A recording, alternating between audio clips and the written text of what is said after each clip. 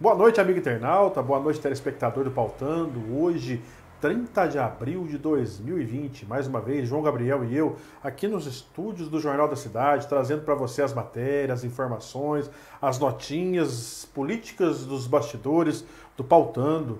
Boa noite, João, prazer imenso, tudo bem? Tudo bem, Albert, boa noite a todos que estão nos assistindo. Também desejo bom dia e boa tarde para quem nos assiste em outros horários. Como sempre, eu convido quem estiver nos assistindo pelo Facebook a curtir a página do Jornal da Cidade para receber a atualização do nosso conteúdo que a gente produz todo dia, né, Albert? Quem estiver nos assistindo pelo YouTube, eu convido a se inscrever no nosso canal, tem um botãozinho aqui de inscrição, é gratuito, se inscreva, ativa as notificações que também fica aí recebendo alertas, né, sobre o conteúdo que a gente posta lá.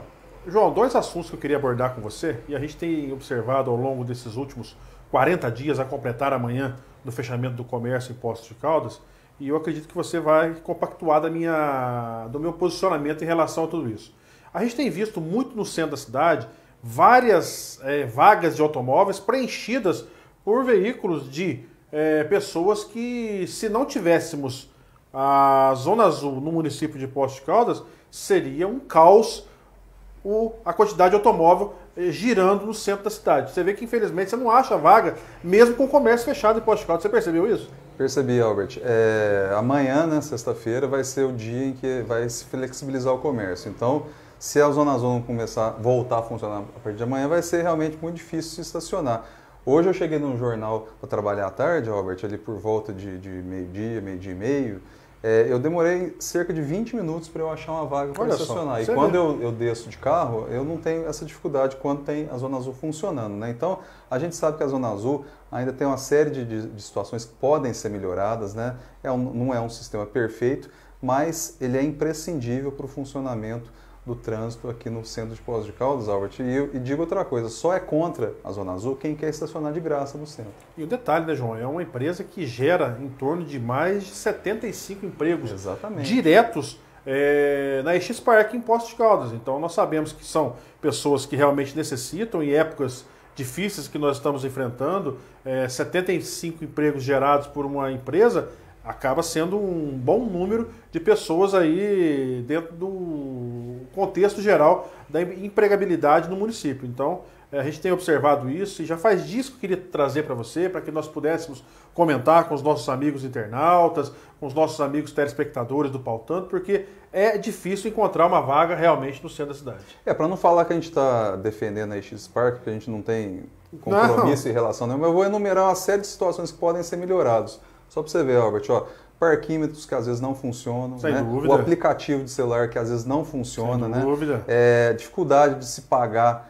a Zona Azul ali com cartão de crédito ou débito, né? Áreas mais distantes, faltam os meninos para poder orientar. Você tem às vezes uma certa dificuldade de achar. Tem um assunto que inclusive já foi discutido na Câmara, Albert, que é a questão da ocupação das vagas, né? Já se sugeriu que a ocupação das vagas fosse, né? por tempo placas, e não por... E por placas, né? E aí você poderia parar aqui, parar no outro lugar. Isso. Fosse por placa e não por tempo, isso. Né? Porque senão você pega, por exemplo, você para aqui na porta do jornal, por exemplo, se você viesse aqui à tarde que falar comigo, por exemplo, qualquer motivo que fosse, você ia, vamos supor...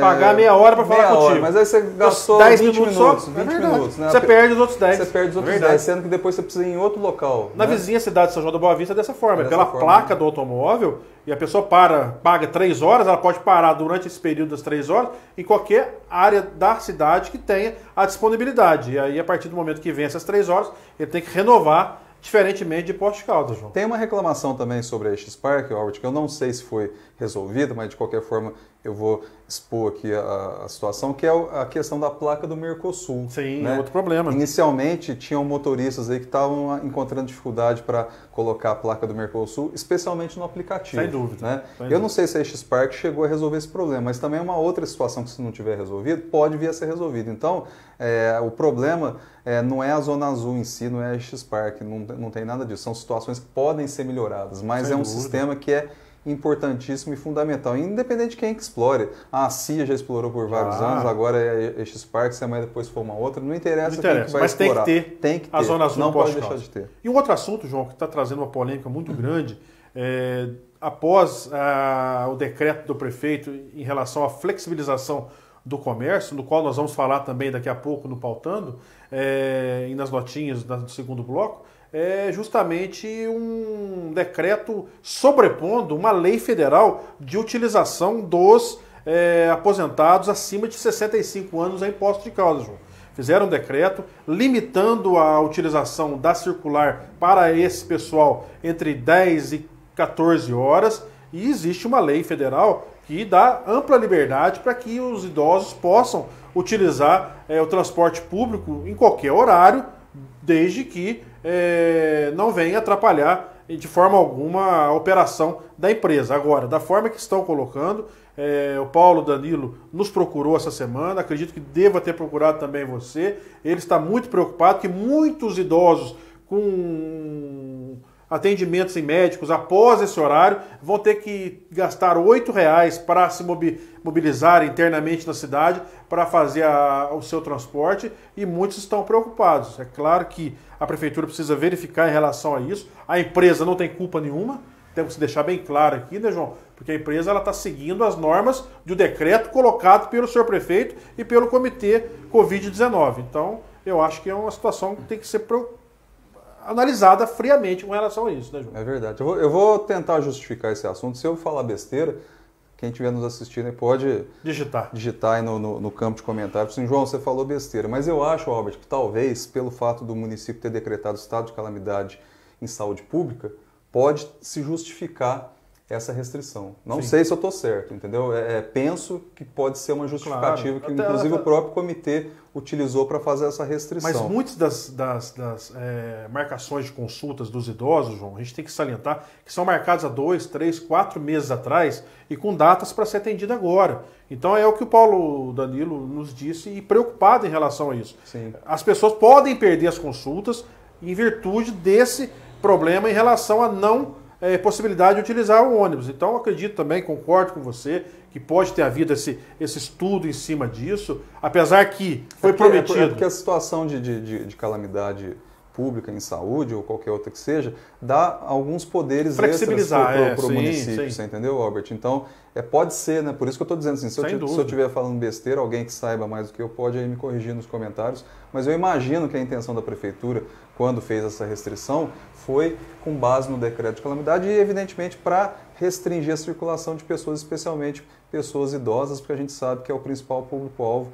aí do vírus, né? E tem um detalhe também, Albert, o comércio vai reabrir a partir de amanhã, sexta-feira, 1º de maio, né? E a maioria dos pontos comerciais, eles têm o horário de abertura até as 4 da tarde, né? Então, teoricamente, após as 4 horas da tarde, a pessoa não teria o que fazer no centro da cidade, principalmente, porque o comércio não essencial vai estar fechado, né? Então, também é uma forma aí também que a prefeitura encontrou, evidentemente com base aí nessa situação de calamidade, de restringir a circulação de pessoas idosas. E só para a gente concluir o assunto, Albert, tem um outro detalhe também, que durante o período agora de pandemia, né, o decreto que entrou em vigor terça-feira, ele também suspendeu o passe livre escolar, ou seja... corretamente, não está tendo aula, né? Não está tendo aula, né? Você não vai disponibilizar o passe para o aluno aí ficar circulando de ônibus, né? Então são duas medidas que constam nesse decreto que entrou em vigor na terça-feira. Eu falei em 2 assuntos, mas lembrei de um terceiro aqui hoje, que fui procurado por alguns comerciantes que têm os trailers de lanche na cidade, João, e eles não foram contemplados com a flexibilização dos horários comerciais de atendimento ao público. Infelizmente, os mesmos terão que ficar fechados. Eles me procuraram pedindo a possibilidade da prefeitura rever esses pontos, porque entre 18 e 22 horas para entrega no balcão, porque o delivery existe sim, só que as vendas caíram mais de 60%, conforme colocado por eles. E tal qual eles também, nas feiras livres, o pessoal que trabalha com pastéis e outros segmentos ali pediram para que a gente intervisse e solicitasse para o comitê, para o senhor excelentíssimo prefeito municipal de Poços de Caldas, para que avaliassem de uma forma diferenciada, porque estão atrapalhando o comércio desse pessoal. Se formos juntarmos todos os trailers de Poços de Caldas, mais de 120, 130 empregos diretos são dados em Poços de Caldas. E o pessoal está preocupado em relação a tudo isso também, né, João? Eu achei que eu tivesse, eu tô consultando aqui o decreto, Albert, eu achei que eu tivesse visto aqui trailer de lanche. Deixa eu dar uma olhada rapidinho aqui. A princípio, suspensos de trabalhar somente com delivery. Tem um grupo aqui que fala, poderão funcionar todos os dias até as 22, bares, hamburguerias, lanchonetes, pizzarias e restaurantes. Então eu não sei se os trailers não foram se enquadra. Mas agora tem um detalhe interessante aqui, Albert, também nessa questão aqui do decreto, que ele fala a seguinte situação. Ó, os estabelecimentos não listados anteriormente, o que pode incluir os trailers, né? Cujo funcionamento não esteja vedado por força do Decreto Municipal 13.312/2020, deverão funcionar no horário compreendido entre 8 e 17, de segunda a sexta-feira, e das 8 às 14, no sábado, devendo permanecer fechado aos domingos. Que o lanche nós sabemos, né, João? O pessoal come à noite, né? Durante come o à dia. Noite, infelizmente não tem. Mas a gente pede aqui para que o comitê possa avaliar e os diversos comerciantes desse setor possam ser atendidos, já que flexibilizaram, né, João? Eu acho que não custa nada analisar. Pelo menos sentar com o pessoal e ver da possibilidade. Vamos lá das matérias do Jornal da Cidade, João? Vamos lá. A matéria de ontem, né, do Jornal da Cidade foi a seguinte: Poços vai adotar distanciamento social seletivo a partir de sexta-feira. O que é o distanciamento social seletivo? Na prática, é a flexibilização do comércio, ou seja, a recomendação para pessoas aí do grupo de risco evitarem, né, aglomerações e circulação pelo centro da cidade, com o objetivo de reduzir, né, a possibilidade de se contaminar através do vírus, né? Então esse é o distanciamento social seletivo, né, após 40 dias, coincidentemente, né, a quarentena de 40 dias realmente. Né? É verdade. Tem quarentena de 15 dias, de uma semana, né? Então a partir de amanhã. A gente fica muito preocupado também, né, João, em relação a tudo isso, porque hoje saíram os números em relação até eu estava acompanhando no G1 antes de vir para cá, os números em Poços de Caldas triplicaram nos casos notificados no município. A gente fica preocupado, a gente sabe que o comércio necessita trabalhar, a gente sabe das dificuldades. Fui comerciante por 27 anos, sei o quanto é difícil e a gente espera que tudo isso que está se fazendo, que as pessoas tenham consciência, né, João? A utilização das máscaras, a colocação do álcool gel na porta dos estabelecimentos comerciais e a possibilidade de fazer as coisas corretamente, porque a utilização das máscaras dentro dos ônibus de circulação municipal, porque se nós não contivermos a possibilidade da proliferação desse vírus, os números aí, nível Brasil, estão crescendo muito e podemos chegar aí numa situação muito complicada também em Poços de Caldas. Exemplo foi Blumenau, que abriu os comércios e os números lá quase quadruplicaram em 3, 4 dias. Então temos que ter muita consciência em relação a tudo isso, porque não é brincadeira esse vírus. Esse vírus ele é complicadíssimo. Para completar essa informação do Albert aí, o decreto prevê uma penalidade aí para os pontos comerciais que desrespeitarem as normas aí de segurança, né, os protocolos de segurança. É em torno de 1.000 UFMs, né, que é a unidade fiscal do município, que representa em torno de R$5.000. Então, é um valor muito pesado, né, e eu acho que os pontos comerciais, eu acredito, Albert, que eles vão cumprir as normas. Primeiro, né, justamente para a prefeitura não rever a decisão de flexibilizar. Voltar atrás, né? E depois, evidentemente, para não receber uma multa de R$5.000. Né? E um outro detalhe, João, que eu estive olhando pelo comércio hoje, no período da tarde, que eu tive que fazer uns afazeres particulares, muitos comércios fechados realmente, placas de aluga-se, muitos tiraram em virtude de um possível saque que poderia acontecer, mas o mobiliário de vários e várias empresas, acredito eu, que entre 25% e 30% não deva retornar pós início agora, amanhã, dia 1º de maio. Então, são números preocupantes e a gente fica muito triste com tudo isso que está acontecendo. Né? Essa estimativa, inclusive, até a gente repercutiu na terça-feira. Né? O Valdir Miguel, presidente do Sindicato dos Hotéis, disse, né, que ele acredita que em torno de 30% dos pontos comerciais, mesmo com autorização de voltar a funcionar, vão permanecer fechados. Sem dúvida. Nós vamos chamar um breve intervalo, 15 segundos somente. Retornaremos com as matérias de hoje do Jornal da Cidade e as notinhas do Pautão.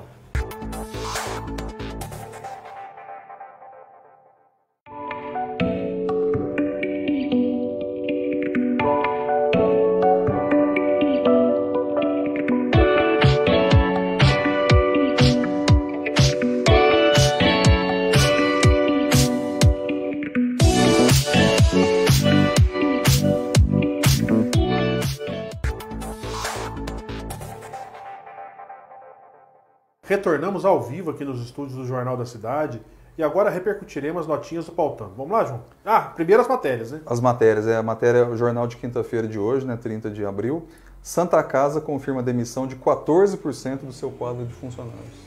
João, hoje chegou a informação para mim que já são 174 funcionários demitidos até a presente data.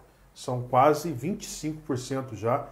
Elevou bastante os números de 14 para 25 em relação ao que você divulgou hoje no Jornal da Cidade pela manhã.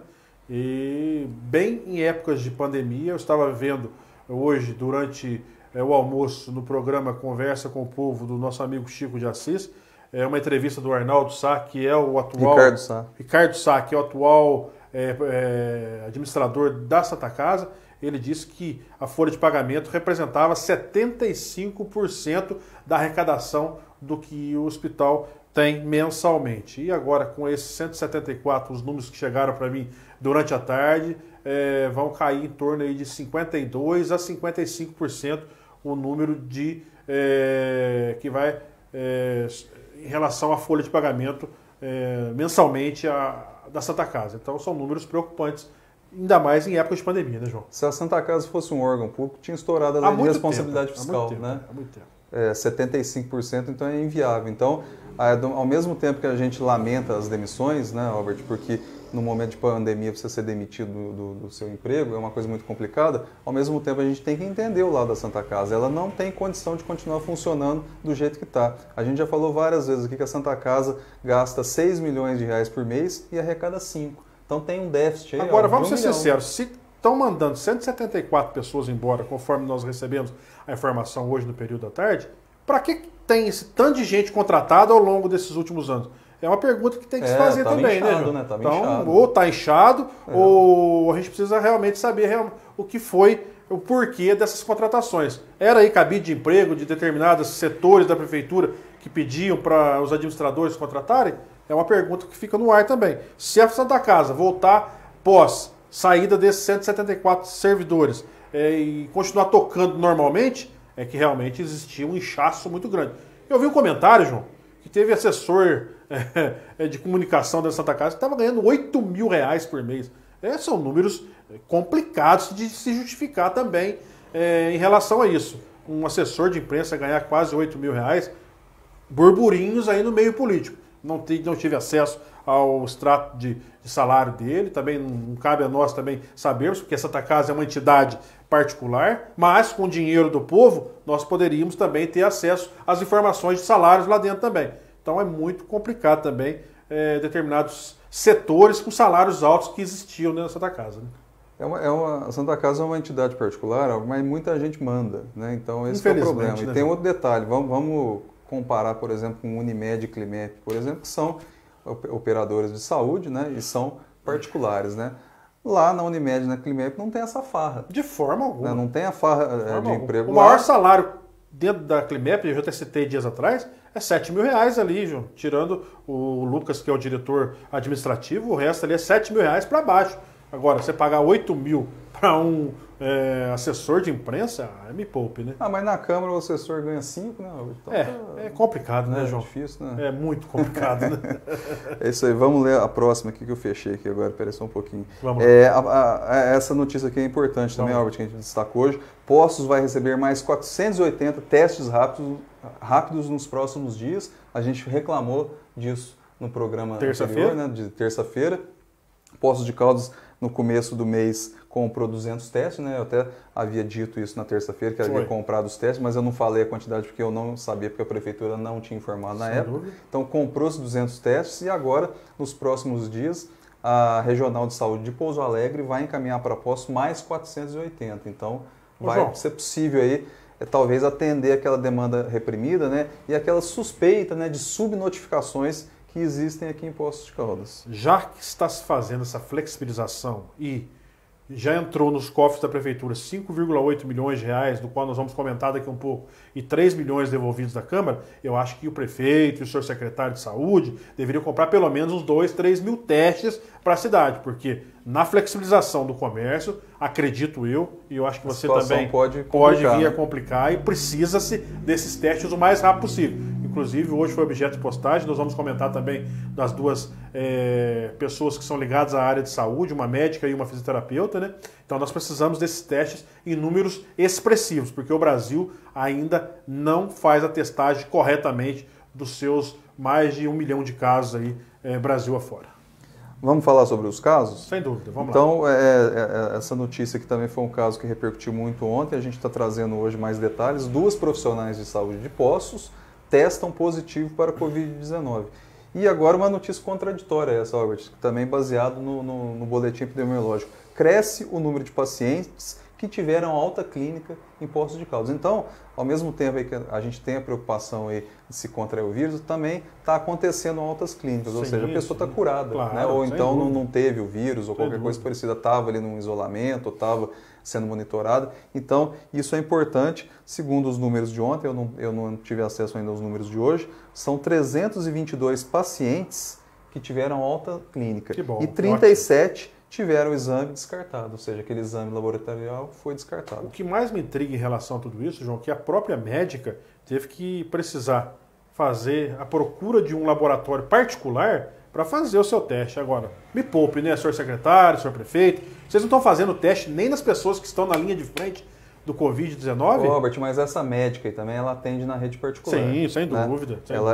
Mas ela trabalha também na rede pública também, rede né, pública, Mas aí ela, até eu acho que nesse caso dela foi... graças a ela teve a consciência, né, João, de pegar e fazer os exames e se afastar, porque quantas pessoas ela não teve contato ao longo desse período? Mas aí, Albert, é aquele negócio, é uma pessoa que tem condição financeira para isso, então ela deixou... E o teste na rede particular custa R$300, João. Então, mas para ela que é médica, não é nada isso, né? Recebe de plano de saúde, recebe da prefeitura, não vai ser nada. Às vezes é o preço de uma consulta que ela faz. Então, ela pelo menos nesse ponto aí, ela teve consciência de fazer um teste por conta própria e não tirar um teste de uma outra pessoa da rede pública, que teoricamente não tem condição de ir em laboratório particular fazer o teste. Então, nesse ponto aí, ela está correta. Agora, o outro caso é da nutricionista, né, que teve aí contato com pessoas Essa fazia a viagem para São Paulo. Não sei quem é a pessoa, mas também é aquele caso aí que é importado. Agora, esse caso da médica aqui, a gente não sabe de fato de onde ocorreu a transmissão. Ela não viajou nesse período, né?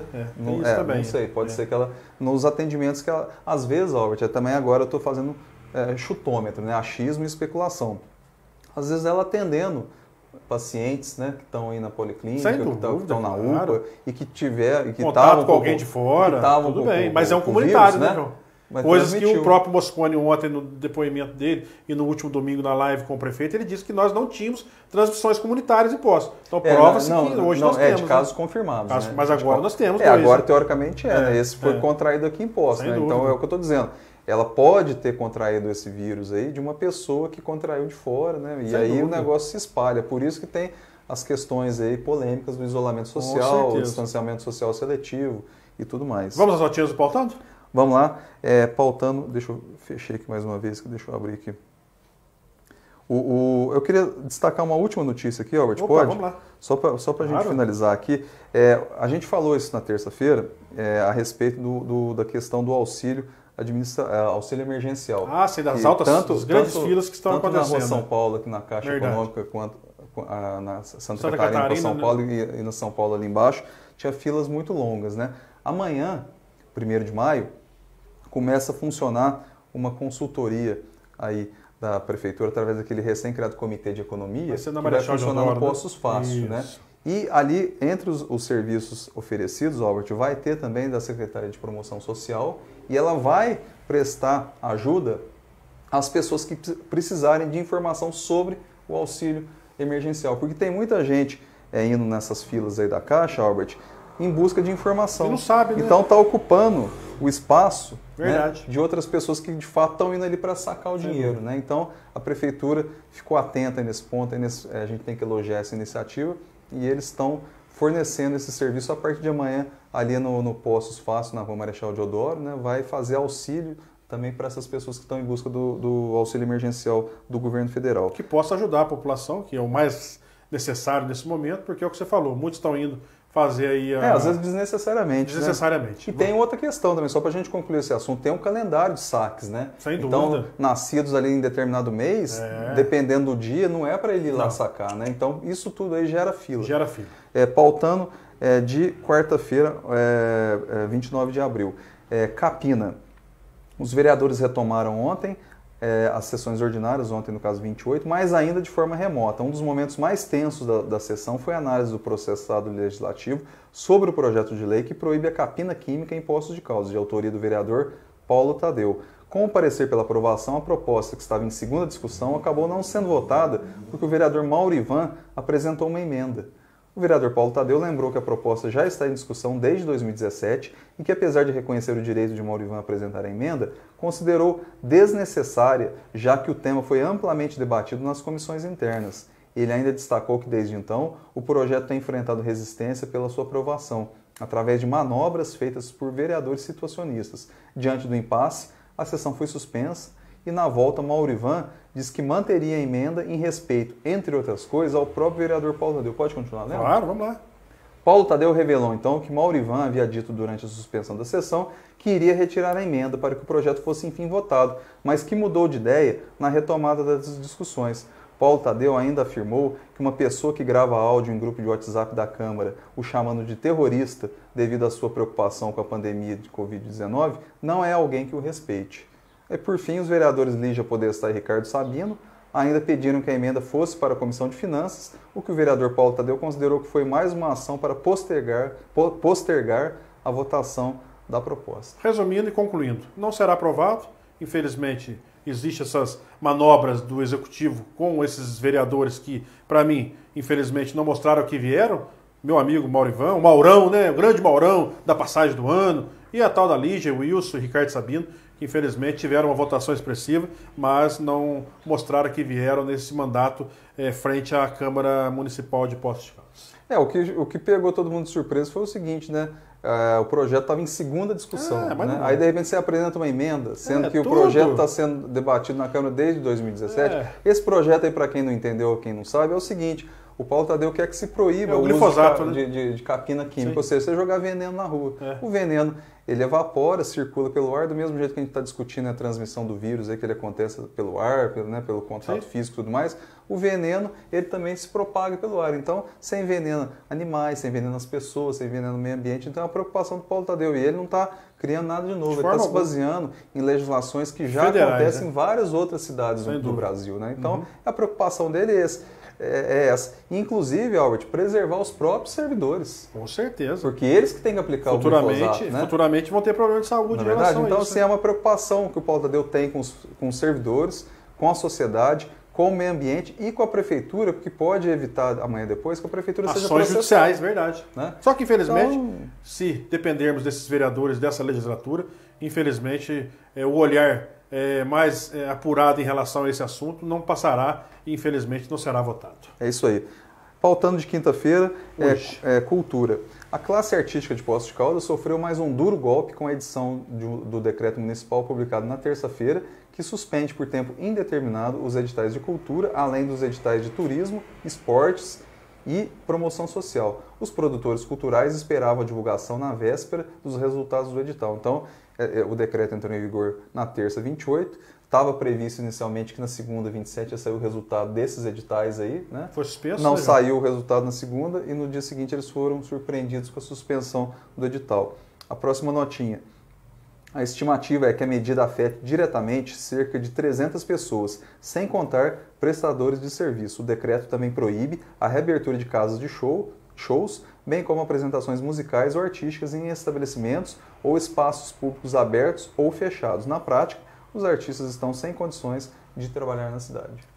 Ontem fui procurado por alguns artistas que me disseram que não receberam aqueles que trabalharam no Carnaval esse ano em Poços de Caldas, já vai para 3 meses de atraso, não só os artistas, mas também os prestadores de serviço, reclamando de não receber da prefeitura. Isso aí já virou recorrente nessa administração pública, né, João? E agora foram surpreendidos com o decreto do prefeito suspendendo as atividades culturais, esportivas e turísticas no município de Poços de Caldas.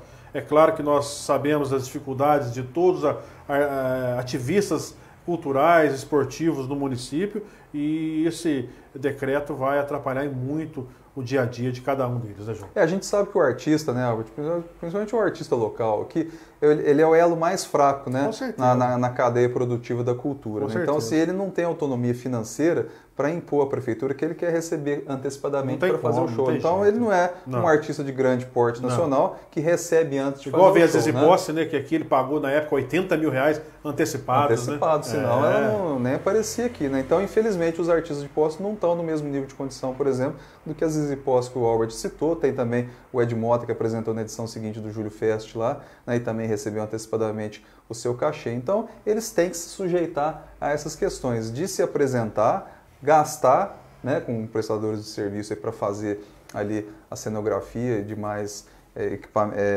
adereços ali das apresentações e ficar aguardando meses e meses para receber. Então esse que é o problema. Muito preocupante e as pessoas estão tendo dificuldade até para levar alimentos para dentro das suas casas. Isso é verdade, porque tem artistas aí que dependem exclusivamente da sua arte, né, ou seja, do seu trabalho. Então ele está impossibilitado. Ele não pode fazer show, ele não pode tocar apresentar em barzinho, né? Ele não pode apresentar os editais de cultura. Há lives aí que muitos artistas estão apresentando, isso aí só funciona para artistas de grande porte, né? Que aí ele ganha engajamento aí no YouTube, e a pessoa faz doação. Propaganda das cervejarias. Ganha. Então, assim, posso ser sincero com você? Teve artista que me falou, João, que fez live esses dias atrás em troca de comida. Exatamente. Infelizmente, a situação é essa.